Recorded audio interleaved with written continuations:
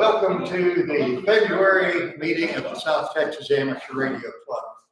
We appreciate the good turnout tonight, and this is our second time broadcasting live, so everybody that's out on YouTube, we appreciate you joining us tonight. Wish you were here. And we've got a lot of new faces here, a lot of members who don't come very often, and some new people. So let's run around the room right quick, and if you don't mind standing and give us your name and call. John, you want to start? John, K5I. That's K5ENT. Barry? Barry, K5ENT. Yeah, that's the best door unlock. So you can come Rusty? Yeah. K5ENT. That's what we Keith Gilstein with Texas A&M, KC5EGW. RPTR, Bill, K5, Stephen,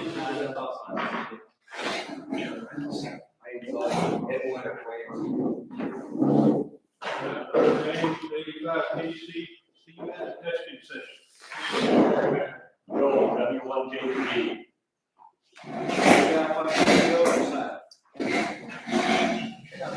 VIG, Mr. Lawrence. K5YCB, Dale, Cal.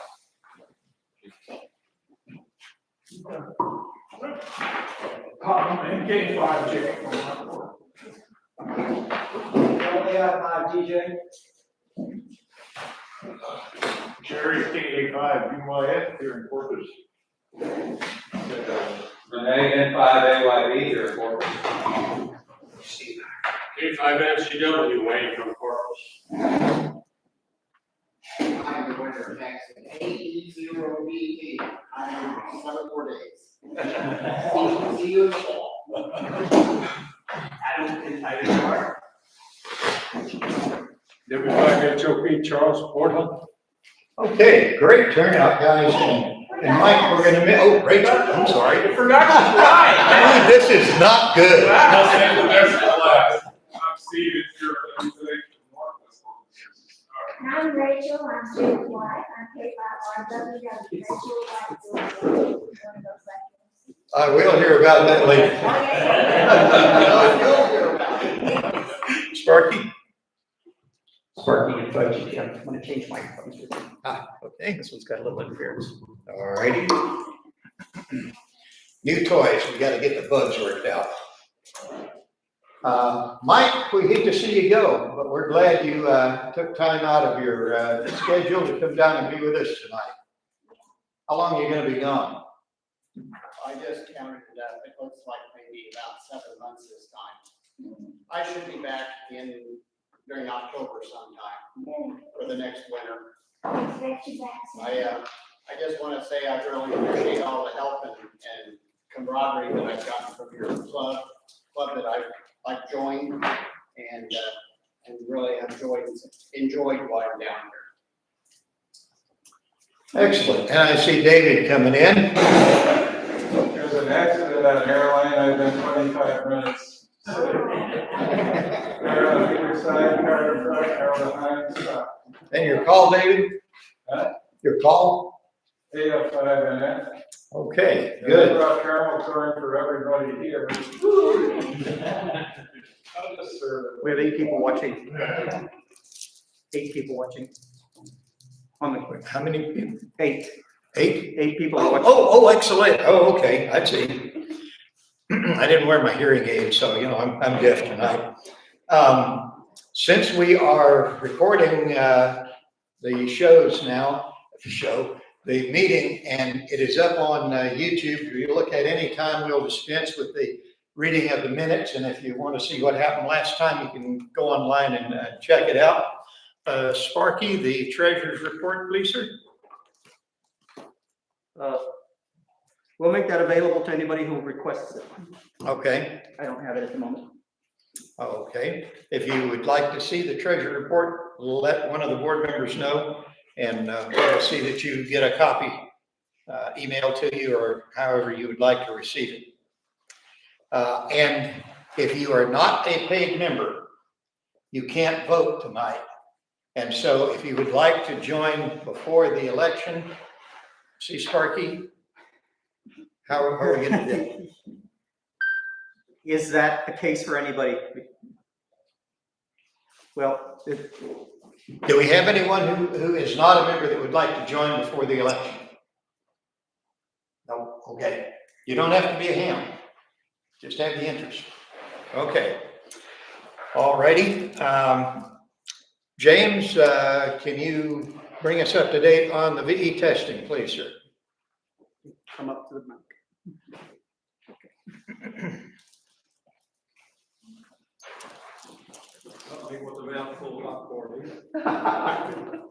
X marks the spot. X works the spot. Hold the mic at chest level. Our next test session will be, March.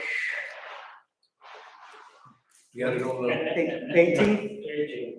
anyway, 18th? Okay, it will be in Portland, Texas, at the Dairy Queen at 6 p.m. This will be a Monday night test session. We try to move them around a little bit, from day to day, location to location, to give everybody in the area an opportunity to come on over and take the test.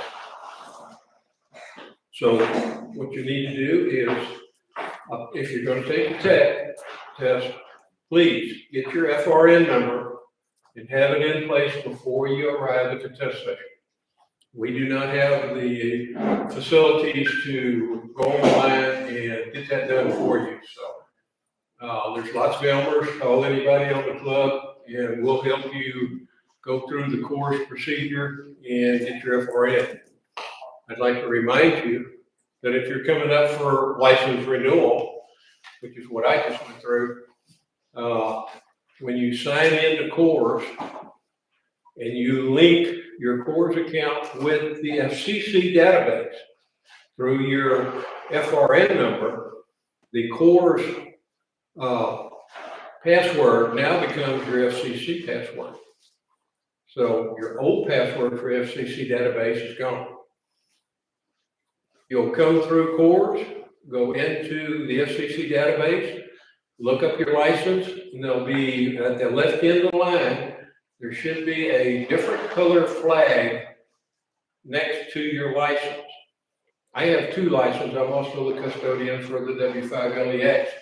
So the flag was on my 85TC license. You click on that, and that says, hey, I'm here. I want to renew my license.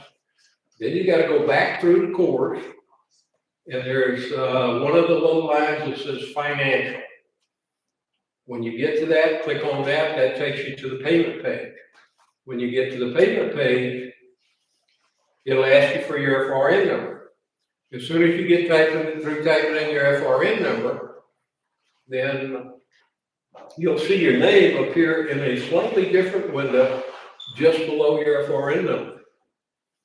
Don't assume that's going to go up there. Click on it, and you will see it move. Then it'll say your FRN number and your name. When that happens, the payment options now change color, and you can use them. And you can choose however you want to send your $35 to the FCC. So that's just a little note for you guys that have been sitting here anxiously waiting for your 10 years to be up and you can do your renewal. Randy said it took him 10 hours and 4 phone calls.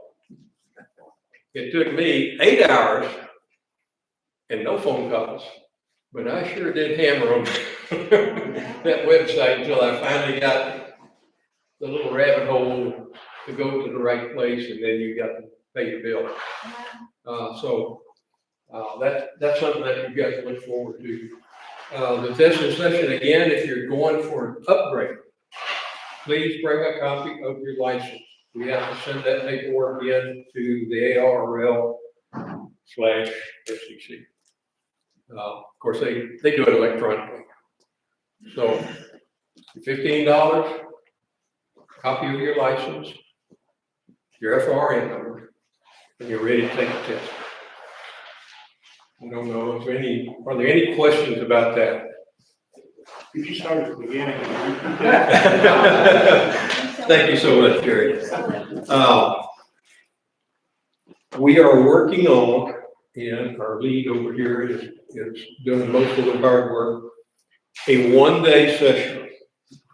It'll run for 8 to 10 hours on the presentation. And then immediately after that will be a testing session. It will be geared specifically for the technician class license. Again, if you're thinking about going through this, please call or text Jim and get your name on the list. Seating will be very limited. Materials are going to be very limited because we're having to create this material so that when you walk in and sit down as a potential technician class holder, we give you material that you're going to cover in that 8 hours. And more than likely, you'll make 70+% on the test if you pay any attention at all. This is an experiment for us. We're investing a lot of time and quite a bit of money as far as the materials go to make this happen.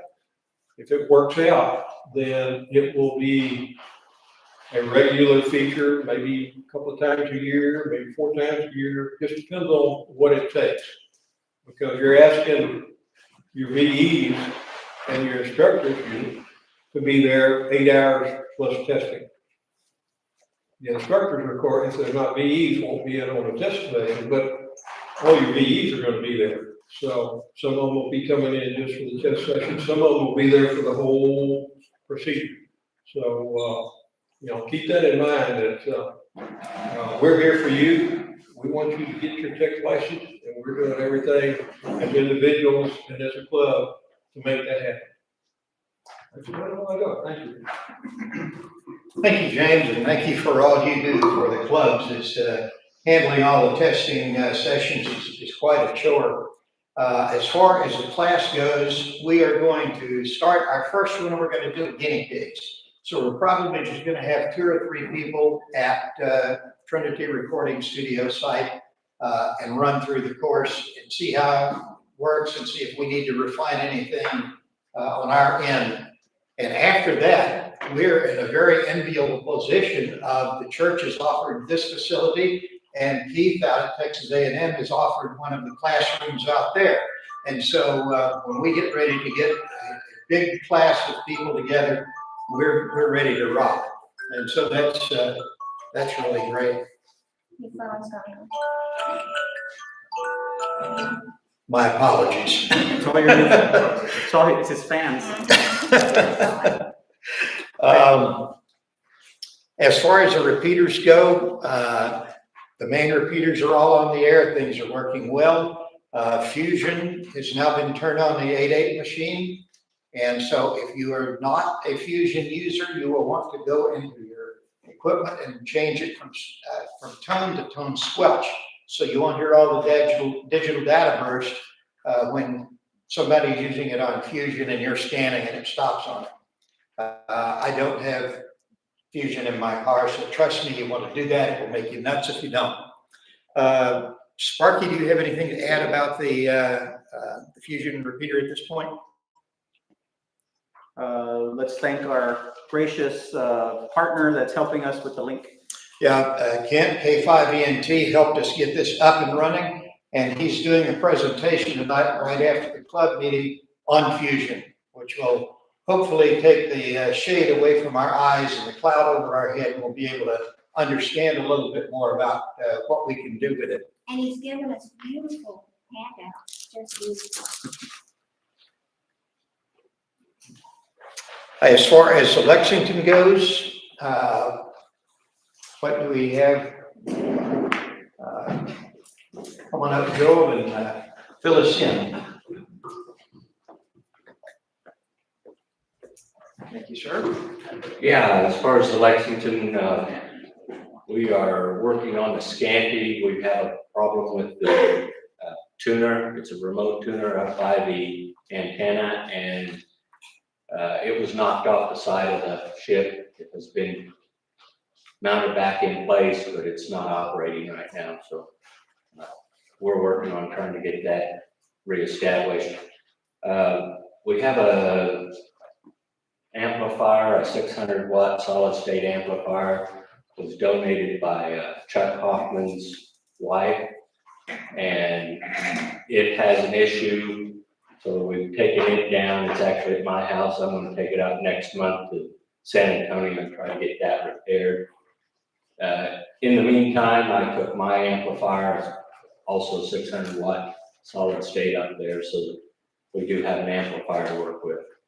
We're working on the ship's forward antenna. We've got a tuner set up remote at the antenna, and we need to wire that in. I had to get a couple pieces for that to power it. And, we'll have to make up a few jumper cables. Hopefully we'll have that going sometime next month as well. The room upstairs is locked. If you need to go upstairs, get one with one of the board members. It's a combination lock, and we'll give you a combination, and so you can get in there. Be nice if you met with one of us that knows how to operate the equipment and the status of it before you go in and start operating. But other than that, it's available to anyone on the club. The new room that we've got at the hangar deck level, having the bunk beds taken out of there now. The ship's going to do that for us. The lighting works. Rusty did some painting in there. There's a few more cleanup items, and then we can start getting tables and chairs and everything else that we need to get set up so that we can go in there and operate rather than have to climb ladders for a lot of us that don't like to go up and down ladders or squeeze through our little door that gets us into the radio room, the main radio room. So that's the current status as of right now. We're making good progress the last few weeks, so hopefully that will continue. That's all I got right now. Thank you, Joel. We appreciate all you and Wayne and the other people up there are doing to make the Lexington available. It's really a neat thing for people coming down from out of town and be able to get on the ship tour and operate the equipment, especially if they've served on it. We've had several people that did and came down, so that's great. Glad to see everything getting together up there. Question. Update on the UHF link to ham radio Crossroads. Yes. Mark Earl, who is the engineer who's working on our all-star link for the 44225 repeater to link it to the Crossroads network, which keeps expanding, has been kind of under the weather. He's undergone a couple of medical procedures, so that's coming. It's coming fast, but we've just got to get everybody healthy and get that close. It's very close to happening. It's just an issue with the repeater talking to the computer. So hopefully that's going to be a minor detail, and we'll have that up pretty soon. And if you go to the Crossroads website and look at their coverage map, it's from Houston to Austin, all around down the coast. It's really, really good coverage. Actually, the Fusion network is a lot more robust than initially I thought it was. It's by the San Antonio Digital Radio Club, but as of what they were talking about, right now it's linked to San Antonio, Blanco County, Live Oak County, Bernie, Sisterdale, Hondo, Round Rock, Austin, McDade, Fort Worth, Kerrville, Corpus, San Angelo, and they're working on Atlanta. And so it's not a small network either. So now when you go on 88 digitally, you've got some really good coverage. And last night, the Crossroad guys logged in to this SADRC net with their new Fusion repeater that they're putting in. Oh, Crossroads. right. So that might get tied in somehow. Very good.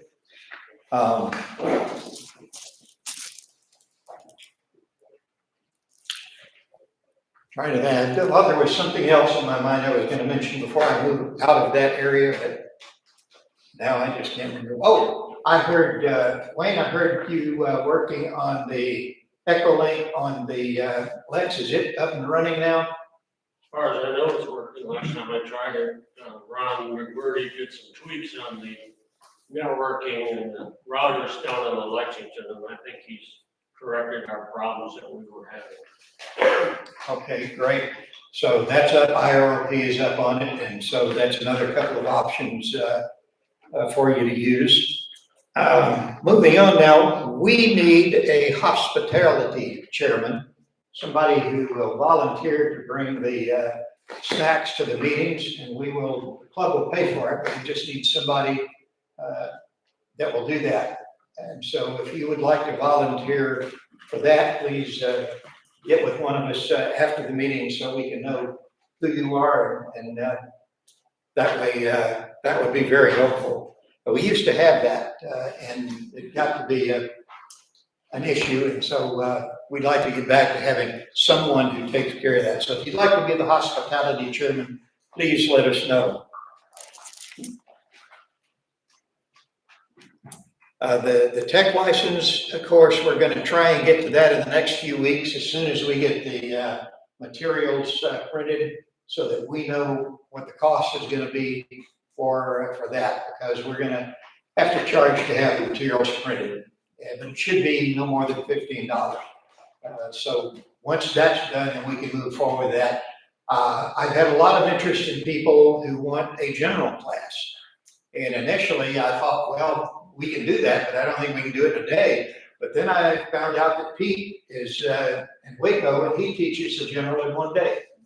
And so when he gets back, I'm going to talk to him about how he does that. He's also teaching an extra class over a couple of days. So he may be a really, really good helper in our ongoing classes to get people upgraded and involved in ham radio initially. Beach to Bay is coming up in a little over a month. And so we need someone to spearhead that. Rusty, you did that last year. Will you be able to do it? Do you have anything you'd like to come up and Well, I just got a bunch of papers. come up, because we're on TV. We need to see your beautiful face.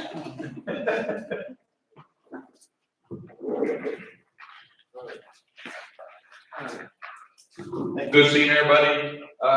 I'm K5 Phoenix, and normally we do the Beach to Bay. It was very successful last year. And I've been asked by a couple of the guys if we were going to do it again. And so, yes, we are. And I did bring some paperwork in regard to which legs here, what we need and what we're going to be doing. I had to get it ahead of time instead of waiting till the very last meeting to figure out who we got. That way we can get all the shirt sizes and stuff that we need. And so that's basically it. I'll give y'all my phone number, that way y'all can call me if y'all choose to want to be in the Beach to Bay. We need all the legs. We got one right now, Augie's the first leg. And some of the other guys may need kind of get in. We got 6 legs that we need to cover. So the more guys we can get, we'll have to get at least 2 of them for each leg. Just in case, someone to go to the bathroom or drinks or water, or somebody go get something, because they're always asking us what's going on, what do we need, what runners have gone by and stuff. So we got a radio and we communicate with each other. Very handy, very fun as well. So I have to encourage anyone who wants to be part of this to be part of it. You'll really, really like it. Okay, you get to see everything going on. So, okay.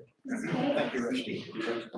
Thank you, sir. Appreciate it very much. Appreciate you taking the bull by the horns on this and moving forward. At this point in time, it is kind of the only thing that we're doing in the community. We used to do Bay Fest and the night parade and all of that, but cell phones have taken a lot of necessity for us out of that. But we need to hang on to Beach to Bay if we can help them. We need to keep the club active in that, so we do need people to get involved there. Steve, do you have anything from the Weather Service?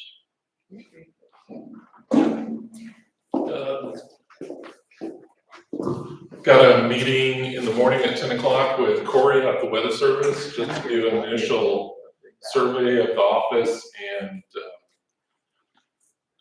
see what kind of status. I don't think anybody's been out there since COVID, so who knows what it's gonna look like or what's the fit. So I'll take Anton in once they're out there and see what work we need to do. Skyborn classes, I think Sparky posted something on the blast and on Facebook. Facebook. Yeah. That Skyborn classes are available virtually, and they do have some scheduled out there for in person. I'll see if Corey maybe would come out to one of our meetings and see if he would be agreeable to that and ask them all while we're out there tomorrow. That's about all that's going on with the Weather Service office. More next time. All right. Yeah, it's not too early to start talking about field day. Yeah. Thank you, Steve. Appreciate it. We have been known to procrastinate and end up talking about field day the week before. So we need to start looking ahead at that situation and where we're going to do it. And that discussion has actually already been started among the board members, so we won't be caught by surprise. As far as the MCOM, emergency communications leg of ham radio, one thing we need, STARC is a Aries club, but Aries has had an issue down here with people leaving the program for health reasons and that sort of thing. So there is nobody in charge of Aries in the club. We need a liaison. If you're in Aries and you would like to grab that bull by the horns and help us stay in with the Aries people, let someone on the board know so we can know who it is, and then you can get with your people in Aries so we know what's going on with them. As far as races goes, we always need more members who are willing to actually stay and work through, in our case, it's to work through a storm, because I don't think we'll see many activations other than that. But if you're willing to man an EOC, we are getting more EOCs online that have ham equipment. So all you have to do is walk in and sit down and operate the equipment.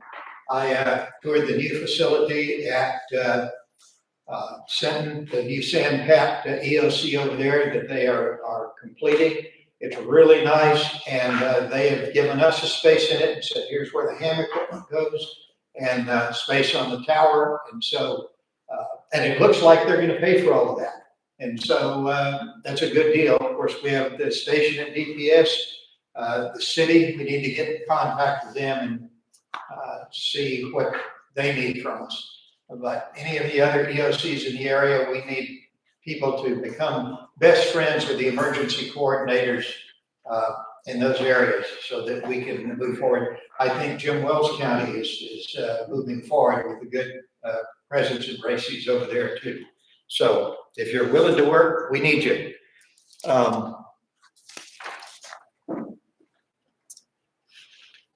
Do we have any other old business that I am forgetting? Okay, as far as new business is concerned, I guess the biggest thing is the election of officers, because tonight is our annual meeting where we do that. Wayne and Rachel and who else is not up for re-election? John. No, John is being, let's see, who? That's my seats available. I'm leaving someone else that's not up for re-election.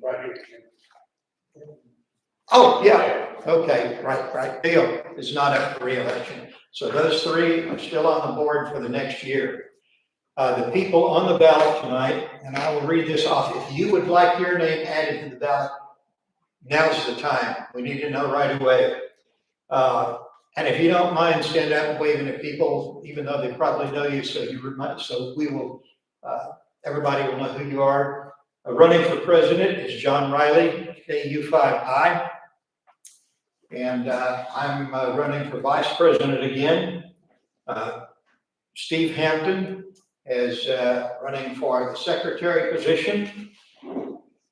Sparky is running for treasurer once again. We really appreciate that. He's kept us floating above water, so that's a good job. And for the the board member positions. David Wendell, who is the incumbent, is not here this evening. He has a out-of-town appointment, but he's the incumbent, and he said he would stay. Ernest Morgan, A5VIG, is running for the board, and Adam Davis in 5NUR. And so, is there anyone else who would like to be added to the ballot, who would like to serve on the board this year? I believe my position is not up for election. Sorry, I didn't hear that. I said, I believe my position is not up. Oh, that's right. James is also on the board, and he is not up for election. He will be with us again this year. So is there anyone else who would like to add their name to the list? Okay. Can I get a motion then, since this is a slate, can I get a motion that we accept this by acclamation? I so move. And a second? I second Okay. That being the case, this is your new board for the officers and board for the next year. And we really need your help. We need to know what you guys want to do with the club, to get more involved in doing things. I mean, we have winter field day and field day, but that doesn't preclude us from doing something quarterly or monthly or whatever, if we want to get together and move the trailer out and set it up anytime. And something that I've always had on my mind that I think would be good is Seafair Bay Fest, all the little things like that they have in the area. That would be really good exposure for the club, for us to get out and get involved where people can see us and show them ham radio and get more about that. And I forgot something. Barry, you were telling me that the new repeater in Refugio is coming along. Would you mind sharing that with us a little bit? I know that's jumping back, but I forgot that. And I think it's important because getting a new repeater up. I talked to Agent Bill Albert in Woodsboro, 85 TD, and he's got the repeater repaired, and the antenna, he says, is up in my attic. I'll get it down. I've got plenty of coax, and the the fire department is going to allow us to put the antenna on their 100-foot tower, which is right on Main Street on Highway 77 there in Refugio. And he's going to drop it by my house tomorrow, and I'm going to get with the fire department ASAP and see what we need to do, what they need to do to get back on the air. That's the 08 repeater. So our other repeater, this one was in the FBI tower down at Bayside, and so it was protected from the storm. The one that we had, the 08 repeater, was at the fairgrounds when Hurricane Harvey came through. Water got in there, flooded everything, and when they came in to check it and clean it all out, the sheriff's department radio people didn't know what this stuff was and chunked the repeater and everything else. So we're down to one repeater, but he said it's good to go, and so we should be up and running here shortly. Thank you, Barry. Yeah, that's one reason we put a big sign on all front of our repeaters, STARC, and several phone numbers and names so that they can get in touch with us if that happens and they need to get rid of something. They know, hey, it belongs to somebody.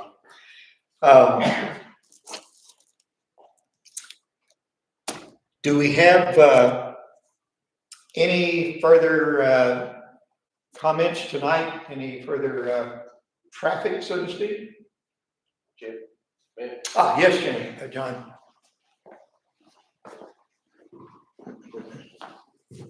I just want to do a little tease about summer field day. So Jim spoke about this. I'll go ahead and let the cat out of the bag. We have had field days here the last couple of times. I've spoken with the museum downtown and spoken with the president there, and we're working with the city to have summer field day at the Corpus Christi Museum of Science and History.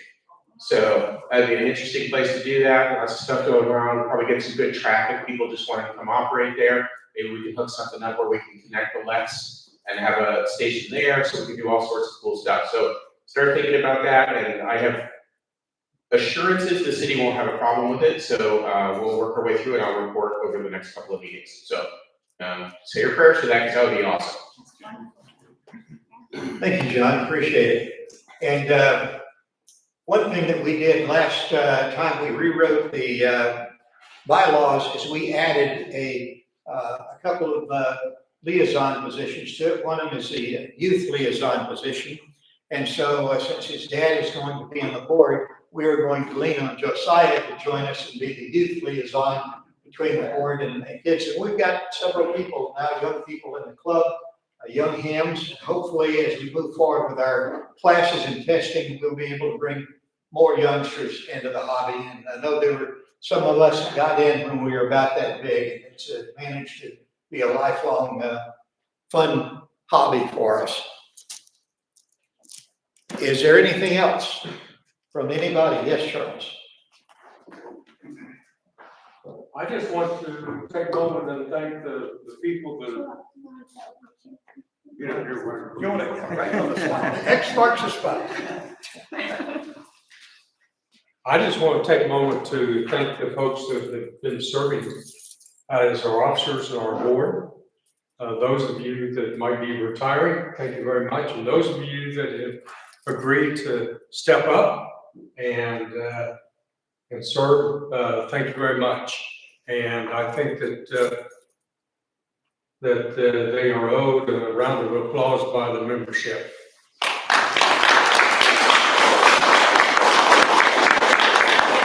Thank you for letting me come. Thank you, Charles.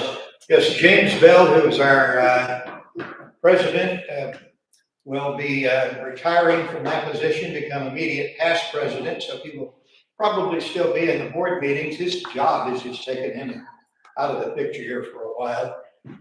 And that's why he decided not to run again. And Robert, who was our secretary, is a teacher, and so that has overloaded him. And we appreciate their service to the club. They've really helped us in the past year move forward with everything. Anything else? Yeah. Do we have any news on our GMRS antennas that we may have out there that we're not aware of? There's no updates on GMRS, so I'll do a little bit on that. Okay. Okay, so the question was if there was any updates regarding GMRS in the area. I would, so GMRS, for those of you that don't know, is a service within that you can get licensed through the FCC, just like getting your ham radio license. It's $35 for 10 years. The only caveat to GMRS is you don't need to take a test, and the license that you get is for your entire family, your entire household. So it operates in UHF. There's 22 allocated channels. 8 of them have repeater pairs to them, and you can operate at 50 watts on specific channels. So 50 watts on UHF gets you some pretty good coverage just by itself, line of sight. So with 8 channels being allocated to repeaters, there are some repeaters in the local area. Some of them are private, and there's a couple of them that are public. One of our club members, KE5NAL Mike, out in Flower Bluff, has a repeater on at about 60 feet that he is advertised and allowed anybody that is licensed on GMRS to use it. Coverage is somewhat limited, but just depends on where you are geographically. And was a repeater on Ingleside. They brought it down because they had some issues with interference. So I'm not sure what the status of that one is. And there's a public one in Bayside. That one's about 30, 40 feet, but it has really good coverage. I could actually drive my car down to one of the parks along Ocean Drive Park, and on a 20-watt GMRS radio, I can hit his repeater out in Bayside almost full quiet. If I was pushing 50 watts, I'd probably be doing a lot better. So that is out there, but it's kind of been a slow start to get people interested in that particular band. And so, hopefully we can get some more movement on that. And I think as we're looking at potential sites, that's something that we continue to question: is there a site available, and could we also leverage GMRS on that site so that we can get a really good wide area GMRS site for the area? Because I think that would pull out some people, get them interested in the hobby before they they don't want to take the test aspect of it, but they could get interested in RF communications and then hopefully lead them into wanting to get access to the additional frequencies and into HF once they kind of get their feet wet. So it's been a slow process with GMRS, but we're still actively working on it from private angles and trying to get something going on that. So that's what we got. Thanks, Sparky. Yeah, a lot of us old guys started in CB radio and then ended up becoming ham. So GMRS is yet another, and FRS is yet another avenue that we can get people interested in radio and make them want to get a ham license so that they can talk further and have a good time. And so we need to keep forward. Any other comments?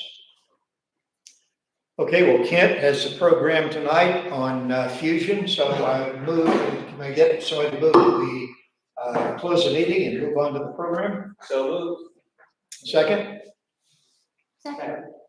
Okay, all right, thank you guys for coming. We adjourn the meeting and we will move forward with Kent's program on Fusion, so we can learn something tonight. Thank you, sir. Thank you. Give me just 1 second to make sure we're got the slides up and running and then. Sure. So I'll just preface this with, this is a high-level overview. More than happy to get into nuts and bolts, but not going to be able to do that in just a few minutes. So I wanted to give the basics. So I was asked to speak to the fact, what does it take to use Fusion? And what are the basics behind it? And so the handouts I provided, they cover that, and I'm going to walk through the first part of it. There's an appendix that gets into some other items that we probably won't have time to cover, but it's in the handout. And you can feel free to contact me or anyone with SADRC. And you'll see on the handout it says SADRC presents to STARC. That's because I'm also a member of SADRC, and they helped collaborate on what's the appropriate material to bring into a short presentation. We good yet? I had it the other day. It's not just cooperating. Just 1 second. Hey, you gotta get on your spot. Oh,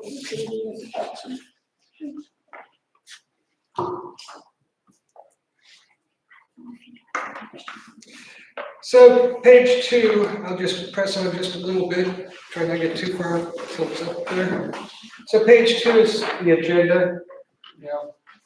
What makes Fusion, current C4FM models, examples of access points, using C4FM, and then connecting to SADRC. That's just an example. There's lots of other groups you can connect to, but that'll give you the working knowledge to do so.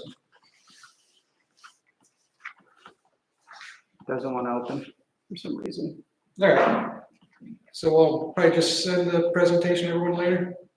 I'll make it work right quick. I'm sharing full screen, which just opened a cajillion screens, so that's not gonna function.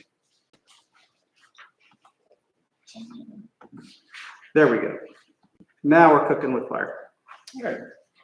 And I'm on page 4 now. So page 4 just shows the current Yaesu C4FM models. So these are the ones that are for sale now. There are other radios out there that operate C4FM. So this is the inclusive list, but this is your current models. And then page 5.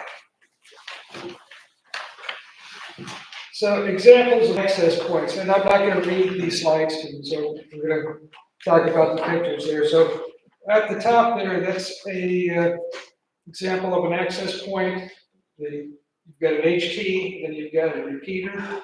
That repeater connects to something that's called an HRI 200, which interfaces the repeater to the internet, or actually to a computer. The computer connects with the internet.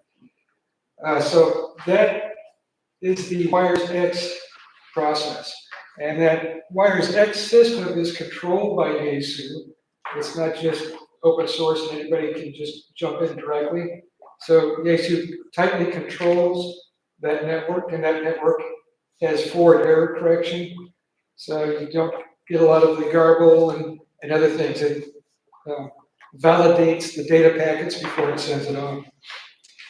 So the bottom half of that page is showing you a PDN.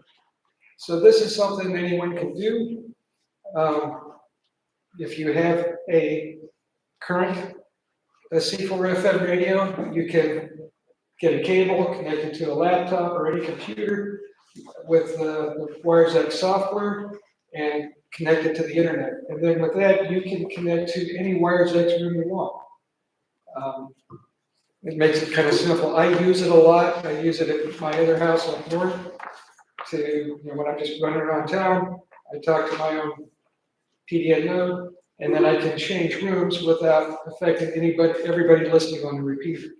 So even when I'm down here and I have my repeater, I will often use my PDN to connect with McKinney, Texas, where my daughter is, so that I'm not dragging the repeater and everybody else with me. The other thing that you'll see on the right side is a YSF or FCS reflector. Many of you are familiar with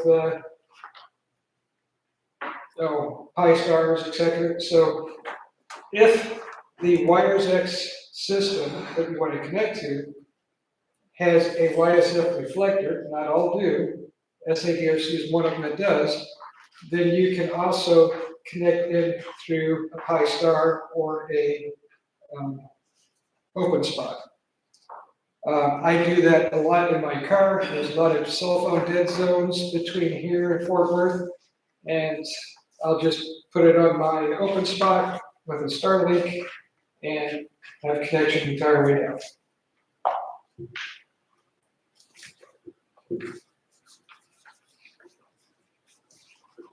I think I missed the page here. Hang on.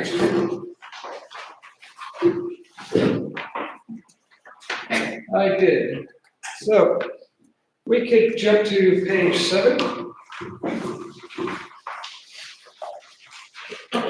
So using C4FM, the C4FM radios will have digital narrow and digital wide. All the repeater systems that I've worked are all digital narrow. So I just encourage you to use digital narrow. I know digital wide provides other features, which I have not played with yet. So I'll be learning about that. But there's 2 different types of digital narrow. So ASU radios have something called AMS, automatic mode select. So if a FM signal comes in and you're in AMS mode, it is going to change your radio over to FM. And if the next transmission you receive is digital, it'll move it over to digital if you're in the AMS mode. So the DN with the bar over it means AMS mode. So the gotcha, there could be a couple out there. Until I started working with the 8.8 repeater and testing the range and everything, I always left mine to just DN without the bar. I did not use AMS because I just talked digital all the time. And what happened to me was that doing radio test coming down 37, I was talking to someone digital. The 8.8 did its CWID on the FM side. My radio switched over to FM. I didn't catch it right away because I'm not staring at it. And suddenly I'm transmitting to FM trying to reach somebody in digital.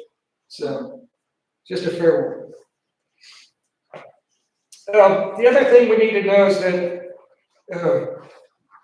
once you set it in digital narrow, whichever mode you prefer, AMS or not, all you need to do is talk. But I think it was mentioned earlier, you need to remember to hold down the PTT button for about 1 second before you start talking, and then keep it held for a second after you stop talking. The reason is it's converting your voice to digital. And I hear people on the air all the time that they can't, and they just start talking, and you don't hear the first part of it, and then they let go as soon as they stop talking, and it has to finish processing it, and you don't hear the last word they said. So keep that in mind. The other thing you want to keep in mind, and I didn't put it in the handout, and I should have, is that, you know, if you're just dealing with one repeater, with this, just its coverage area, it goes pretty quick. But when we're dealing with a large repeater system with several repeaters tied together, it'll take a couple of seconds or 3 or 4 seconds to propagate all the way through there and come back. So to you, it might sound like you just stopped talking. Well, to them, they're not hearing you finish your sentence for another 3 or 4 seconds. So encourage you to wait 3 or 4 seconds before you jump in and hear somebody else stop talking. Wait 3 or 4 seconds. I hear that quite a bit, especially with the YSF reflector. I'll have my radio on and the YSF reflector, so just throw that system, it gets transferred to YSF, and then comes out the other way. It's definitely a good 3 to 4 seconds. Okay. I'm off my spot again. So there's a wires X button on the YSF or the C4FM radios. What is the wires X button for? You do not need to engage wires X in order to talk on C4FM. Wires X is what you use if you want to change what the repeater is connected to. So if you're talking on one repeater and you want to connect it to somewhere else, like I do things a lot where I connect to where my dog is because they're not on a big network. That's when you would use the wires X. You can use it any time. You don't need to use it unless you're changing rooms. And many of the C4FM repeaters out there will be locked where you can't change the room. So I know the club's still discussing it at this moment, the 8.8, you can move it. Please move it back when you're done. It does have a timeout to go back, and then once the club decides what they like and don't like, then we'll make appropriate changes. Let's see.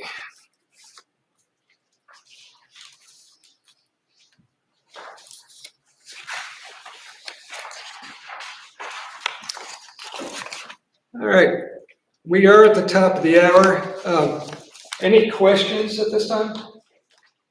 What happens if in my car I have my radio set on tone squelch because it's not a digital radio, and I'm on 8.8 and I decide to make a call and I don't have to look down and see the repeater's busy. When I key on top of a digital call, what happens to the digital people? Am I wiping them out or I just don't show up? I have not tested that, or seen that, but give me a day, I'll find out. In my conversations with SADRC, they tell me that their experience is that it's the other way around. The C4FM signal will wipe out the FM signal. Okay. Good question. Anyone else? Awesome. So there's 2 handouts left. If anyone missed one and wants it, thank you for your time. Have a good evening. I do have one question. Yeah. From the standpoint of setting up your radio, say I go out and buy a fusion-based or fusion-capable radio, which brings up another question. How hard is it to get it set up to talk? So if you buy a new radio, how hard is it to get set up? Yep. The first thing it's going to do is it's going to require you to put in your call sign. There's another step that, unless you've been playing with it a while, you won't know. You need to go into the wires X settings, put in your call sign, and what most people do is put your call sign dash, your name, or as much as you can get in. And that way everybody else sees it.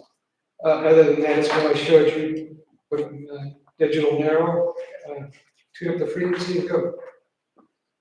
I just want to thank you for your excellent presentation and these wonderful handouts. Thank you so much for your time. You're welcome. Hope everyone appreciates it. Yeah, we do appreciate it. Thank you, Kent, very much for that presentation. Hopefully, it'll take a little of the curtain away from our eyes as we move forward with the digital modes on some of our repeaters. We appreciate everybody coming out tonight and those who are watching on the internet. Try and make the meeting next time. Thank you all very much.